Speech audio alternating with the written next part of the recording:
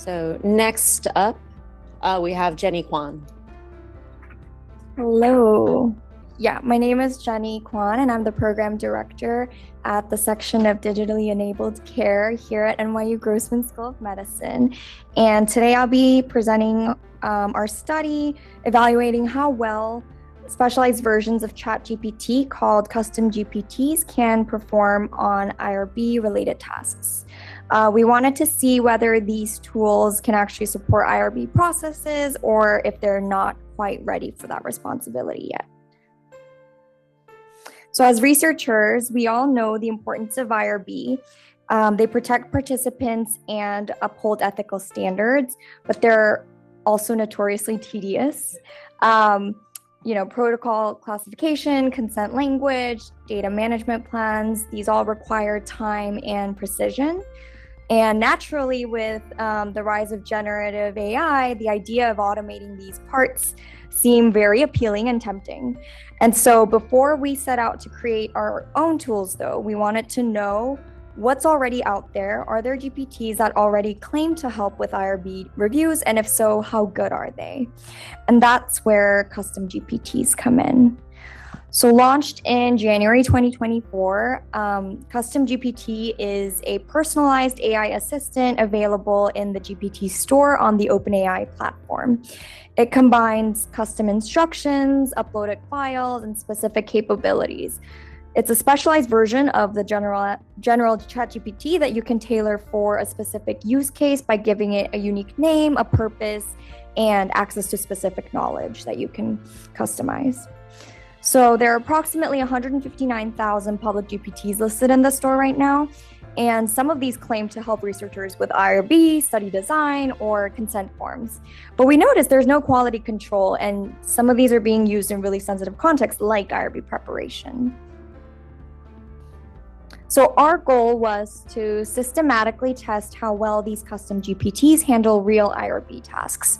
Specifically, we asked, can they correctly determine IRB review type, identify informed consent needs, and even generate a proper protocol?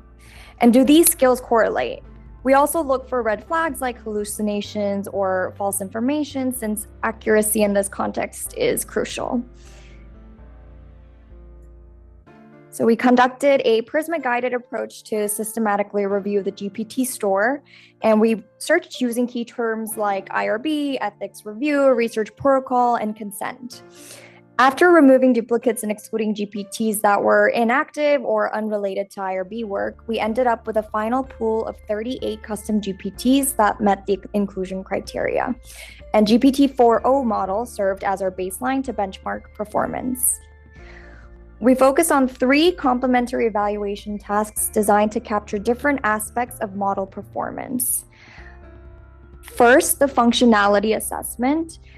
This examined how each GPT handled research-related roles, whether it behaved as was instructed and whether there were any mismatches between the expected and observed functionality.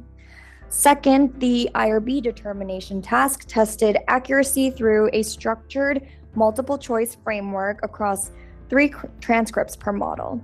And this allowed us to measure not only correctness, but also internal consistency across different runs.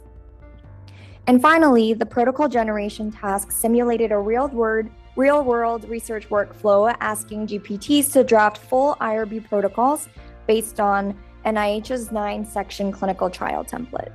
This provided a deeper look into how models perform in an open-ended, high-stakes scientific context where completeness and coherence matter as much as factual accuracy. So together, these tasks allowed us to assess both surface-level functionality and deeper reasoning quality across different custom GPTs.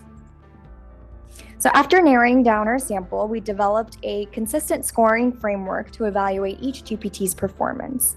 In the functionalities assessment, we compared the model stated role with its actual behavior, noting any inconsistencies or unexpected outputs. For the IRB determination task, we measured accuracy on each multiple choice question across 3 transcripts. Results were grouped and averaged by IRB type, protocol type, and informed consent category, giving us a detailed breakdown of where errors clustered. The protocol generation task was scored using the NIH 9-section template. Each model received binary points for including the required sections and for completeness within the section. An extra point was given for sections that went beyond the NIH template, such as ethics or including regulatory compliance. And if reviewer scores differed by more than 30%, a third rater adjudicated, and the final score reflected the average of the two closest ratings. So we also validated factual accuracy by comparing each GPT-generated protocol draft with the source protocol and documented any common strengths, weaknesses, or noteworthy qualitative trends. So what did we actually find when we ran these tests? Our findings were eye-opening. Only about 10% of custom GPTs appear to use actual IRB templates. Most of them produce generic responses citing typical IRB guidelines. Typical. Only 13% actually correctly identified all review categories, and they performed the best on consent-related questions. GPT-4o consistently outperformed custom GPTs, producing longer and more complete drafts. None, however, produced a protocol that was ready for IRB submission. So about 7% of GPTs hallucinated, which means adding fake institutional details or budgets and timelines. And interestingly, we found a very weak correlation between interpretation and generation skills.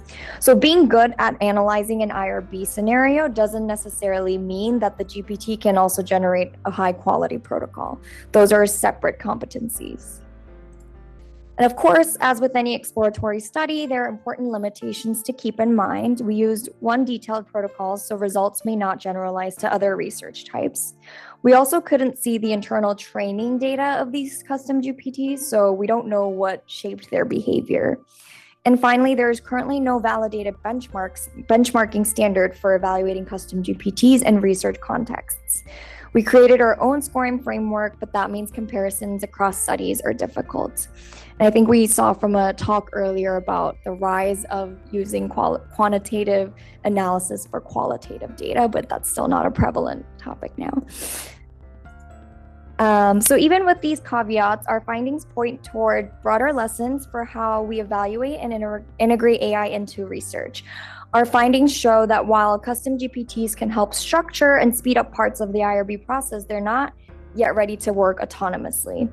Customization also doesn't always mean improvement. GPT-4o often performed better than the specialized versions. And so this points to a bigger insight that interpretation, generation, and ethical judgment are all different skills.